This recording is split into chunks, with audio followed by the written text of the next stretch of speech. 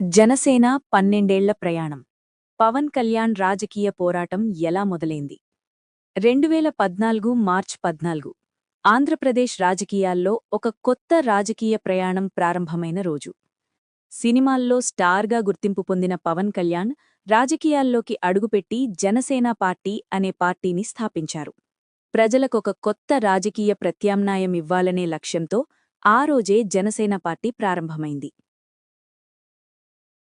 పవన్ కళ్యాణ్ రాజకీయ ప్రయాణం ఒక్కసారిగా ప్రారంభమైనది కాదు. 2009లో తన అన్న చిరంజీవి స్థాపించిన ప్రజారాజ్యం పార్టీకి మద్దతుగా పవన్ కళ్యాణ్ ప్రచారం చేశారు. ఆ సమయంలో ఆయన చేసిన ప్రసంగాలు ప్రజల్లో మంచి స్పందన తెచ్చాయి. కానీ తర్వాత ప్రజారాజ్యం పార్టీ ఇండియన్ నేషనల్ కాంగ్రెస్లో విలీనమైంది. ఈ పరిణామం తర్వాత రాజకీయాల్లో మార్పు తీసుకురావాలంటే కొత్త ఆలోచన, కొత్త విధానం అవసరమని పవన్ కళ్యాణ్ భావించారు. అదే ఆలోచన తర్వాత జనసేన పార్టీ స్థాపనకు దారితీసింది.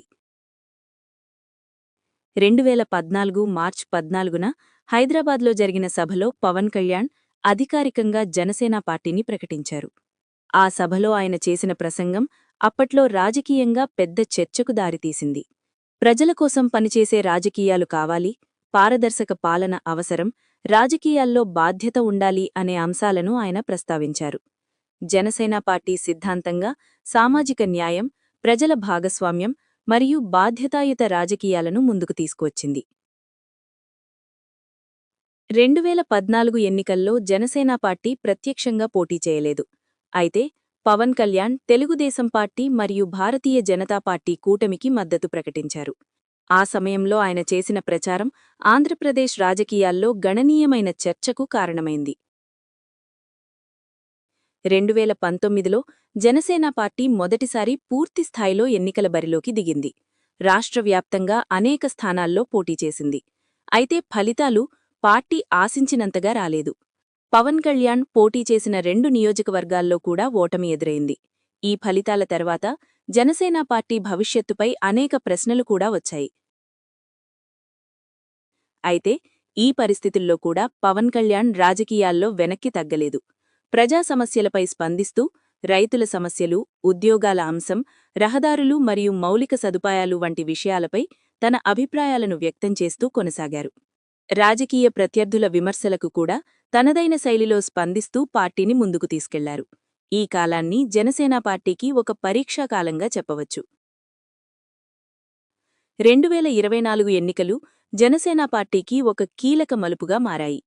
పవన్ కళ్యాణ్ నేతృత్వంలో జనసేన పార్టీ తెలుగుదేశం పార్టీ మరియు భారతీయ జనతా పార్టీతో కలిసి కూటమిగా పోటీ చేసింది. ఈ ఎన్నికల్లో జనసేన పార్టీ పోటీ చేసిన 21 అసెంబ్లీ స్థానాల్లో 21 స్థానాలు గెలిచి 100% స్ట్రైక్ రేట్ సాధించింది. అదేవిధంగా పార్టీ పోటీ చేసిన 2 లోక్సభ స్థానాల్లో కూడా విజయం సాధించింది. పవన్ కళ్యాణ్ పిఠారపురం నియోజకవర్గం నుంచి ఎమ్మెల్యేగా గెలిచారు. 2024 ఎన్నికల తర్వాత పవన్ కళ్యాణ్ ఆంధ్రప్రదేశ్ ప్రభుత్వంలో ఉప ముఖ్యమంత్రిగా బాధ్యతలు స్వీకరించారు.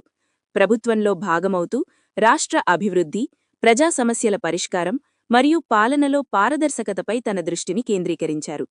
ఇప్పటివరకు ప్రతిపక్ష రాజకీయాల్లో ఉన్న జనసేన పార్టీ ఇప్పుడు పాలనలో భాగస్వామ్యంగా 2014లో ప్రారంభమైన జనసేన పార్టీ ప్రయాణం సవాళ్లు, విమర్శలు మరియు రాజకీయ పరీక్షలను ఎదుర్కొంటూ ఇప్పటికే 12 ఏళ్లు పూర్తి చేసుకుంది. చిన్న పార్టీగా ప్రారంభమైన జనసేన ఇప్పుడు ఆంధ్రప్రదేశ్ రాజకీయాల్లో ప్రభావం చూపగల రాజకీయ శక్తిగా మారింది. ముందు రోజుల్లో ఈ పార్టీ రాజకీయ ప్రయాణం ప్రజలకు మేలు చేయాలని ఆకాంక్షిస్తూ జనసేన ముందుకు సాగుతోంది.